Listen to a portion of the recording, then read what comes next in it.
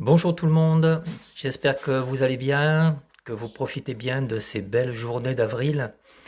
Voilà, je vous avais promis une vidéo sur le sommeil et comment récupérer et retrouver un sommeil naturel. Donc voilà ce dont je vais vous parler dans cette vidéo.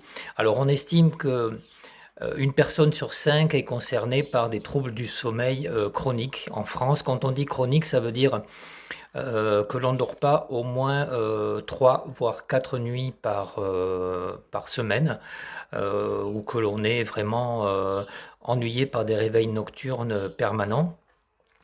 Alors, qu'est-ce que le sommeil déjà? Donc le sommeil, ça correspond à une baisse de l'état de conscience qui sépare deux périodes d'éveil. Il est caractérisé donc par une perte de la vigilance, par une diminution du tonus musculaire et une conservation partielle de la perception sensorielle. Le sommeil est divisé en 3 à 6 cycles de 60 à 120 minutes environ. Chacun de ces cycles est composé de plusieurs phases de sommeil lent puis de sommeil paradoxal. Chaque stade du sommeil est caractérisé par une activité cérébrale particulière associée à des ondes électriques que l'on peut mettre en évidence par un électroencéphalogramme que l'on appelle un EEG.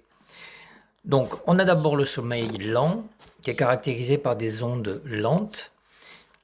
Il comporte lui-même plusieurs stades. Après une phase de transition que l'on appelle N1, de quelques minutes qui séparent la veille et le sommeil, la phase de sommeil léger, N2, s'installe.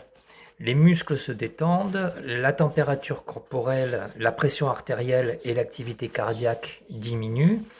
Elle est suivie par une phase de sommeil progressivement plus profond, que l'on appelle N3, et qui dure plusieurs dizaines de minutes. Donc la personne, l'individu est de plus en plus insensible aux stimulations extérieures. Le cerveau a une consommation en oxygène réduite et donc un métabolisme cérébral ralenti.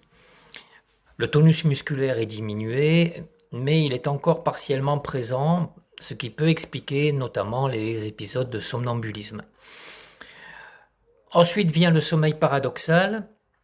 C'est un état donc dans lequel le dormeur est difficile à réveiller. Le tonus des muscles disparaît complètement, mais on peut observer de